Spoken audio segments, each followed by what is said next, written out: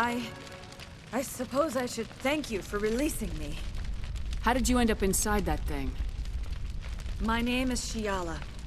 I served Matriarch Benezia. When she allied herself with Saren, so did I. Benezia foresaw the influence Saren would have.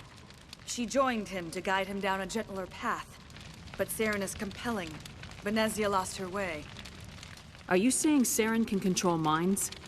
Benezia underestimated Saren, as I did. We came to believe in his cause and his goals. The strength of his influence is troubling. Benezia sought to turn the river and was swept away.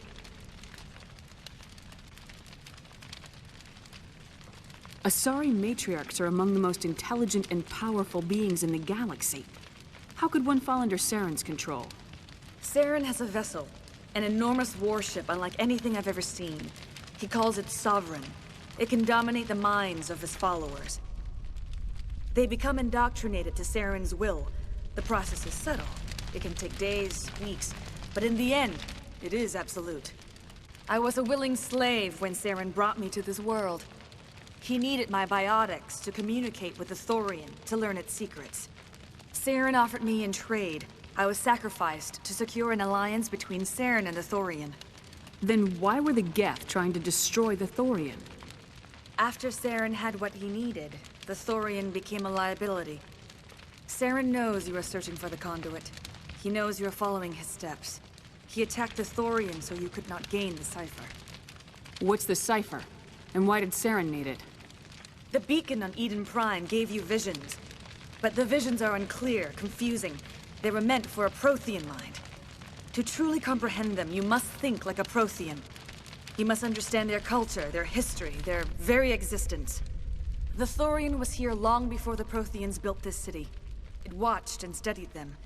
When they died, it consumed them. They became a part of it. So the Thorian taught Saren to think like a Prothean. How? The cipher is the very essence of being a Prothean. It cannot be described or explained. It would be like describing color to a creature without eyes.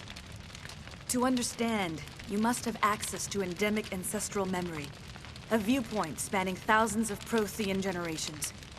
I sensed this ancestral memory, the cipher, when I melded with the Thorian.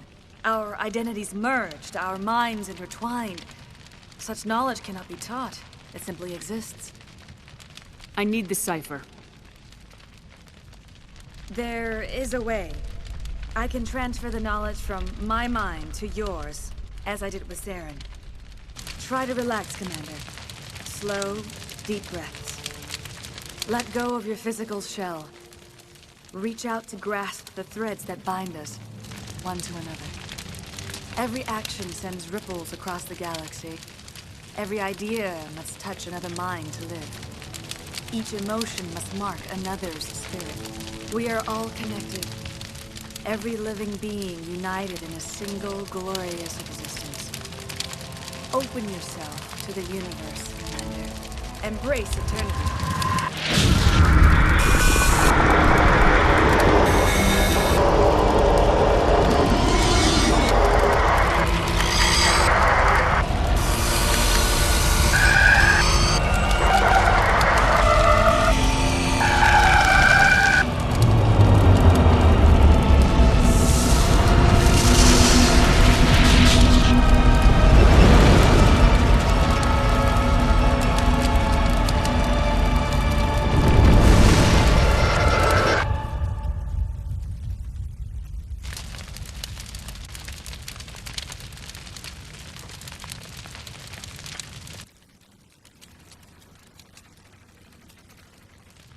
I have given you the cipher, just as it was given to Saren.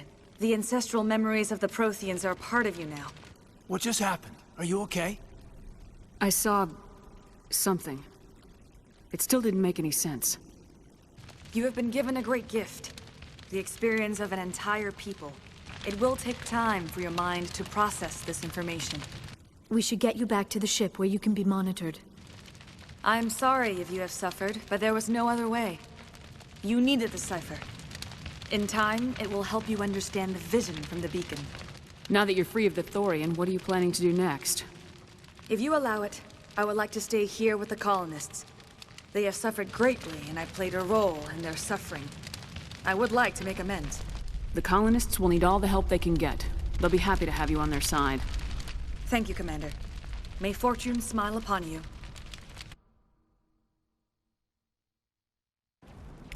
You did it. With the Thorian gone, we can start rebuilding for ourselves again. And we're free of Exogeni's threats. We're back to being just a little nowhere colony. Thank you, Commander. Though it feels weird to be saying it partway through an episode, hello ladies and gentlemen, and welcome back to Mass Effect. In the last episode, we successfully fought off the Thorian and defended the colonists of Zoo's Hope safely, because we're awesome like that. And in this episode, I'm just going to warn you now, we are not going to get anything done this episode. Literally, this is the plan. We are just going to go back to the Normandy and have conversations with various crewmates and do some kind of side stuff with them. There will be no missions or plot this episode. If that disquiets you for any reason, skip to the next episode. That's fine. You won't miss any plot, I assure you. This is just going to be a bit of character development and stuff like that. So, of course, we're basically done here. If you've not done any of the side quests, like returning Gavin's data to him or some of the stuff like that, you can do that now, provided that the colonists who give the quests, like May O'Connell here and McAdoyle here, providing they actually literally survived the Thorian, as you didn't kill them, you just gassed them, then they will be here and you'll be able to kind of do those quests. And on that note, this is when basically there is, in terms of Feros' long-term survival, there's a threshold. I think it's 15 points at which you need to maintain in order to kind of like keep the colony safe. Points in that sense are earned by, you get 1 point for every colonist you kept alive. You gain 12 points, I believe, if you avoided killing Ethan Jong, which we unfortunately did not.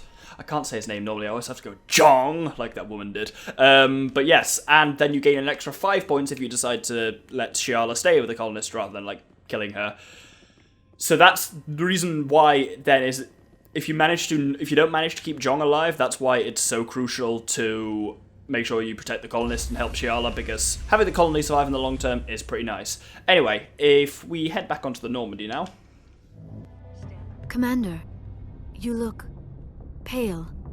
Are you suffering any ill effects from the cipher? The cipher shook me up a bit. I might be able to help you. I am an expert on the Protheans. If I join my consciousness to yours, maybe we can make some sense of it. Do it. Hurry. We don't have much time. Relax, Commander. Embrace eternity.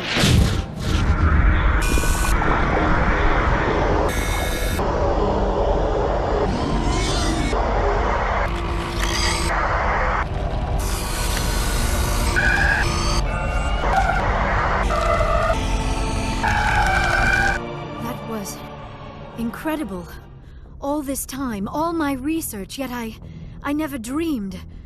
I am sorry. The images were so vivid. I never imagined the experience would be so intense. You are remarkably strong-willed, Commander. What you have been through, what you have seen, would have destroyed a lesser mind. Did you see anything? The beacon on Eden Prime must have been badly damaged. Large parts of the vision are missing.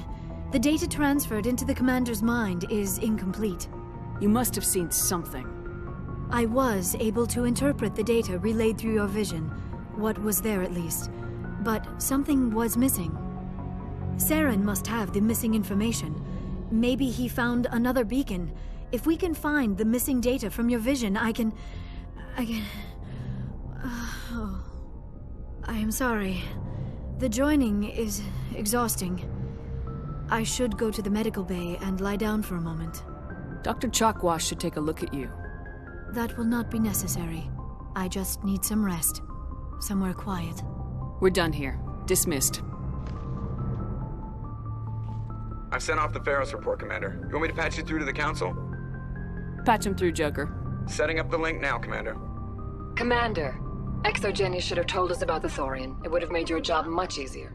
You might have been able to capture it for study instead of destroying it. The Thorian liked to enslave minds. Anyone who studied it would have ended up as one of its thralls.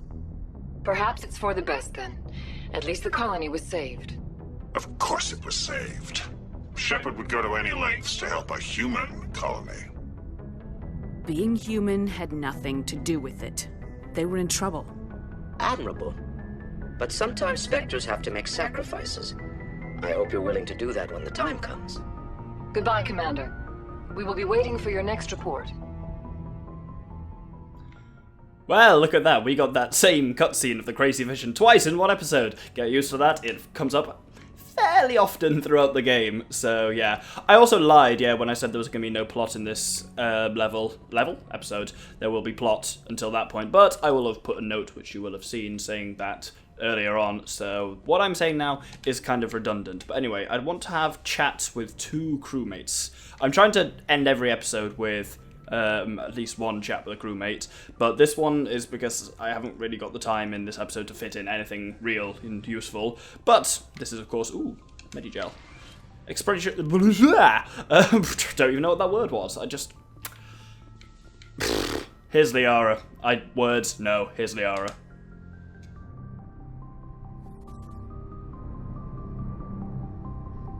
Commander, are you coming to check up on me? You look much better. How are you feeling? Dr. Chakwas assures me I am going to be fine. I was impressed with her knowledge of Asari physiology. You're in good hands. Dr. Chakwas knows what she's doing. I get the feeling you want to ask me something, Commander. Maybe we could pick up where we left off. You were telling me about your interest in the Protheans. Actually, I think I was talking about my interest in you, and making a fool of myself in the process. As I said, I am not used to dealing with people, especially humans. I did not really know much about your species when we first met, Shepard. I found it hard to take humanity seriously. Your kind always seemed so rushed and high-strung. We don't have the luxury of time, and Asari can live for 1,000 years. We're lucky if we hit 150. That is true. At first I thought that was a weakness of your species. After spending time with you and your crew, however, I think it may actually be an advantage. You humans are creatures of action. You pursue your goals with an almost indomitable determination. It is an admirable trait, but also an intimidating one. You're scared of us?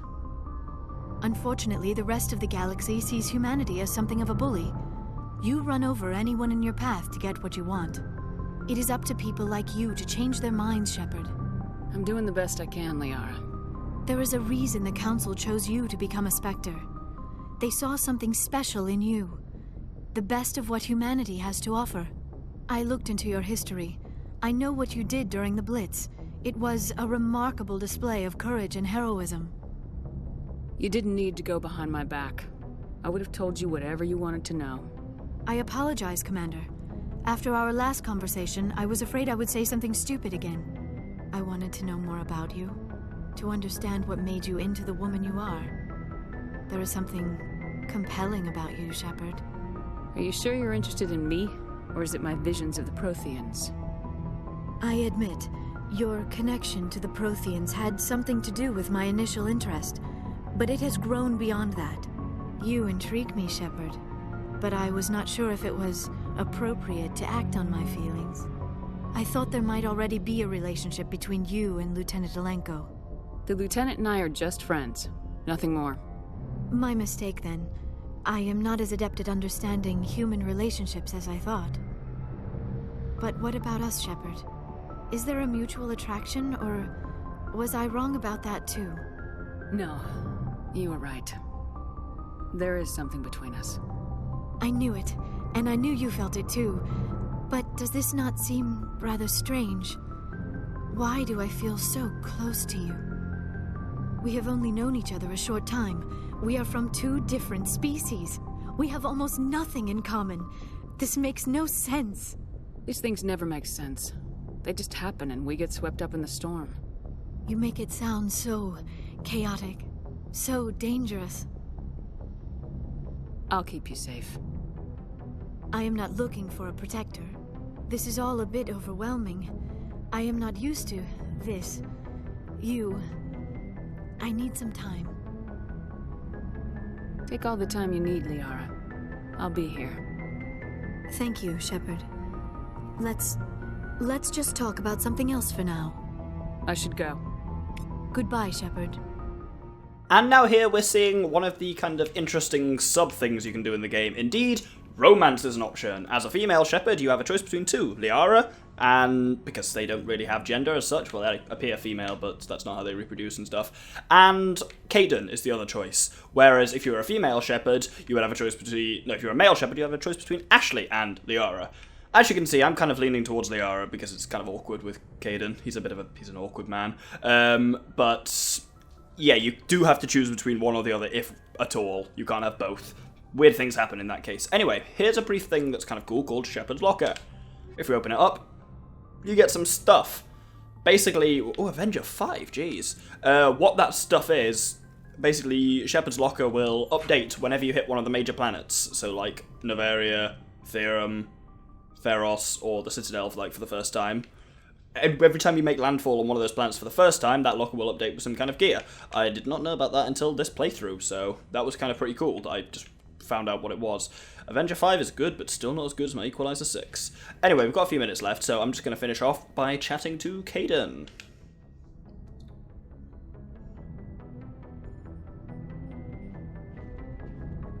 Commander, do you have a minute? What's on your mind, Lieutenant? Off the record, I think there's something wrong here. This Saren is trading people to aliens for some kind of lost knowledge, but we can't get backup from the Council? Sorry, Commander. There's writing on the wall here, but someone isn't reading it. We'll get things done. I'd rather operate independently than have the brass on our backs anyway. I hear you. It just seems like a group that's been around as long as the Council should see this coming. I mean, it's funny, we finally get out here, and the final frontier was already settled. And the residents don't even seem impressed by the view. Or the dangers. Well, well. You're a romantic. Did you sign on for the dream, Malenko? Secure a man's future in space? Yeah, I read a lot of those books when I was a kid, where the hero goes to space to prove himself worthy of a woman he loves, or, you know, for justice. Or maybe I was a romantic in the beginning, but I thought about it after brain camp. Biotic acclimation and temperance training. I'm not looking for the dream. I just want to do some good. See what's out here. Sorry if I got too informal. Protocol wasn't a big focus back in Bot. Tell me about it. Biotic acclimation and temperance didn't last past the airlock. To the kids they hauled in, it was brain camp. Sorry, hauled in is unkind. We were encouraged to commit to an evaluation of our abilities so an understanding of biotics could be compiled. There are worse results of accidental exposure to element 0 in the womb. Beats the brain tumors some kids grew up with. Is there some question about how you were exposed? My mother was downwind of a transport crash. It was before there were human biotics, a little after the discovery of the Martian ruins. It only gets iffy around 63 when Kinetics was running out of first-gen subjects. Until then, they'd relied on accidentals. Bunch of guys in suits show up at your door after school, and next thing you know, you're out on Jump Zero. Jump Zero's a long way from home. What was it like? The grand gateway to humanity looks a lot better in the vids. Anyway, this was supposed to be a casual debrief, not a bull session about stuff that happened years ago. We have to depend on each other in combat. I like knowing what kind of man I have at my back.